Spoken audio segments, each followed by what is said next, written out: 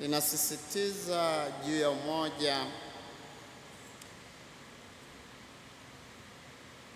sio katika mafundisho yaliyozuka, bali katika asili ya imani yetu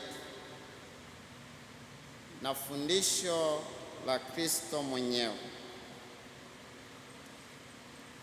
Sehemu ya Injili ya Mathayo tuliyosikia inaeleza juu ya ubatizo. Ubatizo ndio ishara ya awali ya umoja wa kanisa. Batizo na katika kanisa, iliweze kuwa sehemu ya kanisa, ni lazima ukiri imani. Sasa kuna kanuni ya imani ndefu, kuna kanuni ya imani fupi, lakini kanuni ya imani yote inabeba haya: Baba, Mwana na Roho Mtakatifu. Hivi katika historia ya kanisa, iliweze kubatizwa, iliweze kuwa na ushirika na kanisa, ilitosha kukiri kuwa Mungu ni mmoja katika nafsi tatu, yaani Mungu Baba, Mungu Mwana na Mungu Roho Mtakatifu. Kukiri hivyo, hapo umekiri imani ya kanisa Katoliki, na hiyo ilitosha mtu kubatizwa. Na hivi katika hiyo tunaita sala ya atukuzwe Baba. Maana inaonyesha Mungu mmoja katika nafsi tatu. Kwa hivi umoja wa kanisa unaanza katika kutambua hilo, na ndio kuna kitabu hiki ambacho kimeandaliwa na Baraza la Maaskofu Tanzania kwenye ile tume ya ekumene ya baraza, Juma la Sala kwa ajili ya umoja wa Wakristo duniani 2026. Tulianza hii tangu Dominika ya tarehe 18. Leo ni siku ya 5 ambapo tutahitimisha siku ya Dominika ijayo tarehe 25. Sasa katika siku ya 5 unasisitizwa juu ya umoja katika imani na umoja katika ubatizo, imani moja. Manake Mungu Baba, Mwana na Roho Mtakatifu, kanuni ya imani tunayokiri, kanisa moja takatifu Katoliki na la mitume, ambayo inapelekea kuwa na ubatizo ama kubatizwa. Na ndio maana leo tunatafakari juu ya imani moja, ubatizo mmoja. Ndugu zangu, katika kuelewa hilo, katika kitabu cha Mwanzo sura ya 2 mstari wa 24 inaelezwa juu ya umoja wa wanandoa. Kwa hiyo mwanamume atamwacha baba yake na mama yake, naye ataambatana na mkewe, nao watakuwa mwili mmoja. Uelewa wa huu mmoja wa hawa wanandoa ambao awali wameunganishwa kwa njia ya imani na ubatizo unapaswa kuwa dhahiri, unapaswa kuwa wazi mbele za watu. Ndugu zangu, inasikitisha, lakini ndio wajibu wa kuombea wanandoa kwamba kunapokuwa na shauri la ndoa, mnapofarakana juu ya jambo lililo moja mlilotofautiana, hadithi ni mbili tofauti. Umetofautiana na mwenzako wa ndoa kwenye shauri la ndoa mbele ya padre, unaanza kumsikiliza mmoja, unaeleza hadithi yako nzuri isiyoonyesha kwamba wewe kuna chochote umekosea katika huo mfarakano. Unamaliza hadithi yako nzuri, unatoka ukiwa mtakatifu mbele ya padri na Mwenyezi Mungu. Anakuja mwenzako na yeye anakuja na hadithi yake nzuri inayokufanya wewe onekana ulikuwa ndiye shetani na mwanzo wa mafarakano yote, na yeye anatoka akiwa mtakatifu. Ndugu zangu wanandoa, lakini na wengine wote ambao mnafarakana, tutafakari juu ya hayo maelezo yetu mbele ya Mwenyezi Mungu.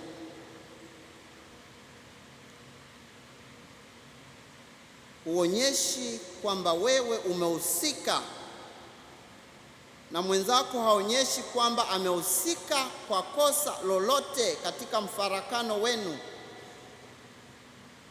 Hivi ni kweli mbele ya Mwenyezi Mungu mmekuwa wa kweli?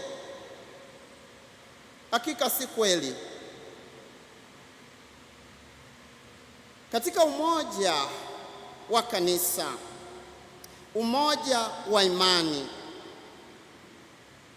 kila mmoja anapaswa kuwa mkweli juu ya hali yake katika kanisa. Ukisoma kitabu cha Mwanzo sura ya 11 yahusuyo mnara wa Babeli, mstari wa kwanza unasema, nchi yote ilikuwa na lugha moja na usemi mmoja. Nchi yote ilikuwa na lugha moja na usemi mmoja. Lakini mwanadamu akajifarakanisha na Mwenyezi Mungu, na wengine wakajifanya wajuaji na kutaka kuwa sawa na Mwenyezi Mungu. Ndipo ulipotokea mgawanyiko au kusambaratika au kusambaratishwa kwa watu kwa lugha mbalimbali na zenye udanganyifu, ambazo zikaondoa watu kuelewana. Katika ujenzi wa mnara wa Babeli, mwingine aliposema lete nyundo, mwingine akaelewa nipige na nyundo kichwani. Kwa hivyo hawakuweza kujenga ule mnara. Ndio hali ambayo tulionayo sisi kama Wakristo leo, kwamba tumepata ubatizo ulio mmoja, tumekiri imani iliyo moja. Lakini ndugu zangu, leo hii tunajikuta katika hali ya kufikiri tofauti juu ya imani moja, juu ya ubatizo mmoja, na tumeenenda katika upotofu wa ukweli. Na ndio maana tunapewa huu wito wa kuishi imani yetu vile tulivyofundishwa na tulivyoipokea, lakini vile ambavyo Mwenyezi Mungu mwenyewe ametupatia kwa njia ya Kristo, ambaye Kristo amedhihirisha hiyo katika siku ile ya Alhamisi Kuu, kwa tendo lile la mwili na damu yake ambayo imewafanya na kuwajenga mitume kuwa kitu kimoja. Ndugu zangu, ukisoma waraka wa Mtume Paulo kwa Waefeso sura ya 4, inaeleza kwamba waliobatizwa, mwili wa Kristo unajengwa katika umoja. Kwa hiyo nawasihi mimi niliyemfungwa katika Bwana, mwenende kama ilivyo ustahili wito wenu mlioitiwa, kwa unyenyekevu wote, upole na uvumilivu, mkichukuliana katika upendo na kujitahidi kuhifadhi umoja wa roho katika kifungo cha amani. Mwili mmoja na roho mmoja, kama mlivyoitwa katika tumaini moja la wito wenu. Ndugu zangu, pamoja na fundisho hili tunajikuta katika mafarakano, chuki na utengano. Ndipo Mtume Paulo anapotafakari kwa uchungu, lakini akipata shida kuelewa kwamba je, kikombe kile tunachokishiriki, kikombe kile tunachokinywa, je, si ushirika wa damu ya Kristo? Mkate ule tuumegao, si ushirika wa mwili wa Kristo? Mafarakano yanatoka wapi? Chuki zinatoka wapi? Kwa nini mmoja ajione kuwa bora kuliko mwingine? Kwa nini mmoja ajione kuwa mjuaji kuliko mwingine? Kwa nini mwingine ajione ni mtakatifu na kumfanya mwingine kuwa ni mkosaji daima?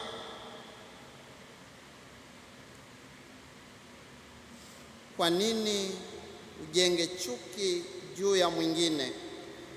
Tulisikia katika misa somo la kwanza habari ya Daudi na Sauli mfalme, kwamba Daudi anakwenda kupigana vita na anashinda vita. Watu wanatoka wanamsifia, hawamsifii Daudi peke yake, wanamsifia na Sauli. Lakini tunaambia hawa wanaotoka ni akina mama. Sasa sijui walimpamba Daudi kiasi gani mpaka Sauli akaona wivu. Kina mama mnajua kupamba mpaka mwingine aumie. Lakini wakasema kwamba Daudi ameua wengi na Sauli naye ameua katika vita, ameshinda, lakini Daudi amefanya zaidi. Sauli anajenga wivu na chuki, lakini wote wanaongoza taifa moja, Israeli. Na Daudi amepakwa mafuta kuwa mrithi wa Sauli, kuwa chaguo la Mungu kuwaongoza wana wa Israeli katika nafasi ya Sauli. Hilo limeleta chuki mpaka Sauli anapanga kumuua Daudi. Ndivyo ilivyo kati yetu leo. tunashindwa kutambua kwamba tumejengwa katika mwili mmoja, yaani Kristo aliye kichwa nasi tu viungo. Tumejaliwa karama mbalimbali, lakini zote ni kwa mfano wa mwili na viungo vyake katika kufaidiana. Na Mtume Paulo ameeleza mfano wa mwili kwa mfano mzuri sana wa umoja. Najaribu kufikiri tu, ushawahi kuonea wivu mkono wako? Ushawahi kuonea wivu mkono wako au nywele zako kuzionea wivu? Yaani wewe mwenyewe ushawahi kuonea wivu kiungo chako chochote, ukasema labda pengine ili tako langu linajidai? Ushawahi kuonea wivu kiungo chako au sehemu yoyote ya mwili wako, lakini zaidi sana ulijisifia kwa mdomo, ulisifia kwamba tumbo langu mimi linajua kupokea, lakini hujawahi kutamka kulionea wivu tumbo lako.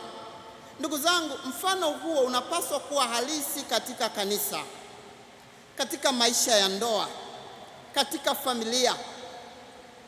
Usiwe na wivu kwa maendeleo yoyote kwa mwenzako, katika familia, ndoa, katika kanisa, bali utambue umoja unajengwa katika kanisa ni pamoja na kutambua vile ambavyo Mwenyezi Mungu amemjalia mwenzako, lakini pia pamoja na kutambua kuwa umejaliwa kuwa ulivyo kwa ajili ya faida ya kanisa, kwa ajili ya umoja wa maisha ya ndoa, kwa ajili ya umoja wa familia, kwa ajili ya ustawi wa kanisa na taifa letu. Hivyo ndugu zangu, tumwombe Mwenyezi Mungu makundi mbalimbali ya imani, viongozi katika umoja wao watambue umoja ama nafasi ama zile talanta ambazo Mwenyezi Mungu amewajalia ni kwa ajili ya umoja wa kanisa, kwa ajili ya umoja wa watu wa Mungu. Tuwaombee wale ambao wamechaguliwa na wengine watakuja kuchaguliwa kuwa viongozi katika kanisa letu, watambue wajibu mkubwa wa kuliunganisha kanisa. Tunao viongozi wengine katika ngazi mbalimbali za jumuiya, kanda na hata kwenye parokia zetu, wenyewe hawaishi katika umoja, lakini na wenyewe wamekuwa sababu ya kugawanyika kwa waamini. Hivyo ndugu zangu, tunaposali juu ya umoja wa kanisa, tumwombe Yesu wa Ekaristi, kikombe kile tukinywacho tutambue ni ushirika wa damu ya Kristo, na mkate ule tuumegao tutambue ni ushirika wa mwili wa Kristo.